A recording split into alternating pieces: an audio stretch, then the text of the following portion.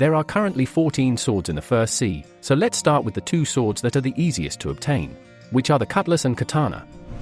They can both be purchased from the sword dealer who can be found at the Pirate and Marine Starter Islands.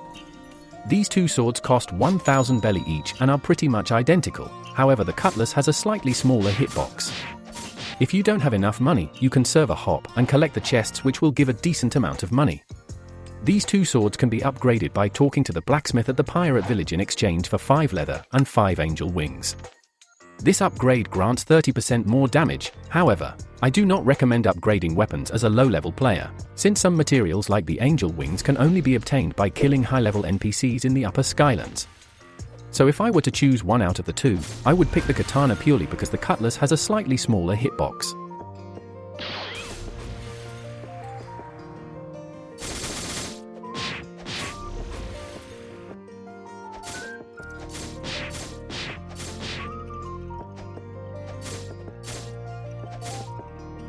Even though these two swords are good choices for beginners, the cooldowns are a bit long and it can become boring to use.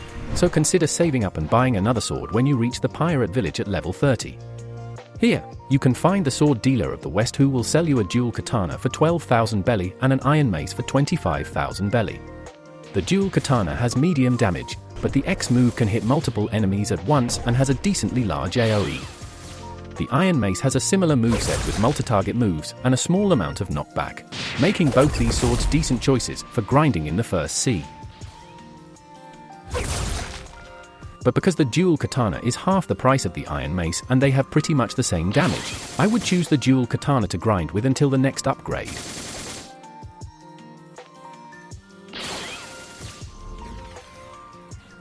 But before we move on to this slightly more unique sword, you have to check out zap.gg.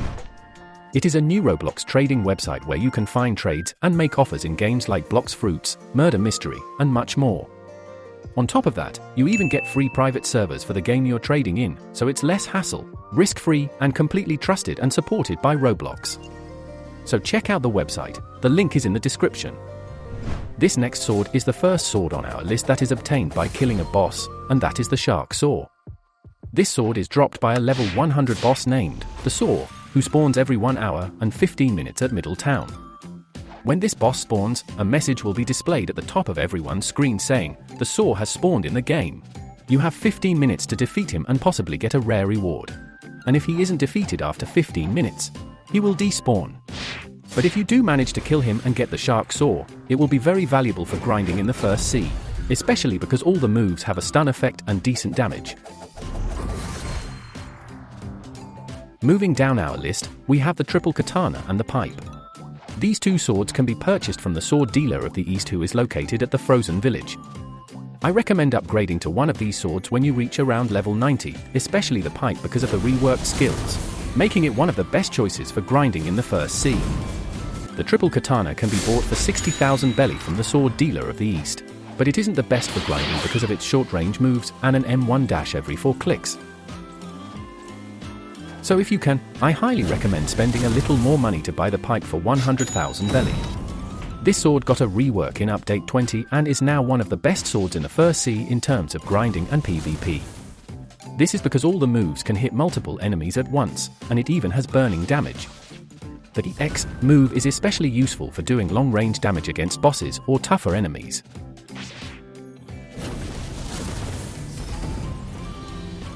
This next sword is also very effective in leveling, and it is the Saber. This is the only sword that is obtained through a puzzle in the first sea. But don't worry, it isn't very difficult, just a bit time-consuming, so I will leave a link to my observation Haki video in the description where I go into detail about how to complete the puzzle, and what to expect, so make sure to check that out after this video. After the puzzle is complete, all there is left to do now is to kill the Saber expert who can be found in a secret room at the Jungle Island. Upon killing him, he will drop the Saber. This sword also has a V2, which can be unlocked by first obtaining more than 1 million bounty or honor, then killing someone with a similar level. A message saying, "Something weird has occurred to your Saber," will appear, if done correctly. The appearance of the sword and the name of the two moves will not change, but the moves will appear different and more powerful. The Saber has good damage and a decent hitbox, making it an ideal choice for beginners. Saber V2 is also very effective in PvP if used correctly, because of its crazy damage and multi-hit moves. Like the Saber, this next sword is also dropped by a boss who can be found at the prison, specifically the Chief Warden. This guy has a chance of dropping the Warden sword upon being killed, so I recommend server hopping for the sword as well as the XP, if only you can remember to get the quest every time you switch to a different server. The Warden sword has a good AoE and fast moves, however, both the skills have knockback which can be annoying for grinding. The Soul Cane can be bought for 750,000 belly from the Living Skeleton NPC, who is located behind a secret wall at the Magma Village. This wall is almost fully camouflaged with a volcano, so if you're having difficulties finding it, turn on fast mode as it makes it much easier to see.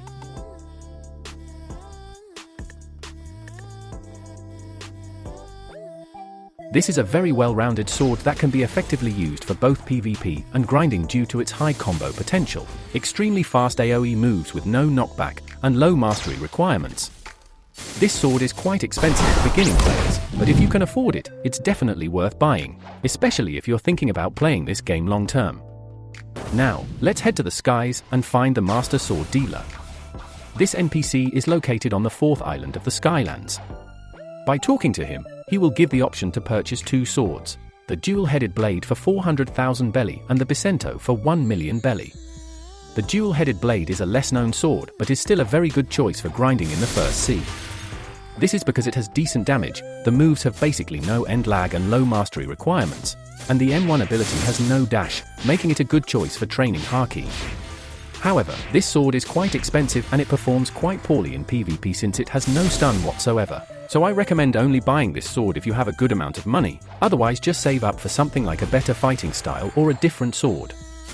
To purchase the Bisento, you must be at least level 250. The Bisento is yet another sword that can be upgraded to a V2 version, but I don't recommend doing it unless you're at least level 700. This is because, to upgrade it to V2, you must defeat Greybeard at the Marine Fortress with the Bisento in your inventory or hotbar. Every 6 hours in the first sea, a message will appear saying, "Loud tremors are being heard across the seas," meaning Greybeard has spawned. If done correctly, another message saying, "Something weird has occurred to your Bisento," will appear after you defeat Greybeard. The appearance of the sword itself will not change and neither will the name of the 2 moves, but the moves will look different and be more powerful. This sword is good for grinding because it has high damage, multi-target skills, a decent size AoE, and the moves all have low mastery requirements. Although it's good for grinding, it shouldn't be used for PvP since it has no stunning moves and poor combo potential. The projectiles are also pretty slow, so they're hard to hit. The Trident has a chance of dropping after killing the Fishman Lord, who can be found in the underwater city. Again, you can use the server hopping method as I mentioned with the Warden sword. The Trident is a pretty fast sword with good mobility, however, it's not great for grinding since the moves are short range and can only target a single enemy, so this sword isn't really all that good. The pole can be obtained after defeating the Thunder God boss, who spawns every 10 minutes in the open field next to the temple in the Upper Skylands.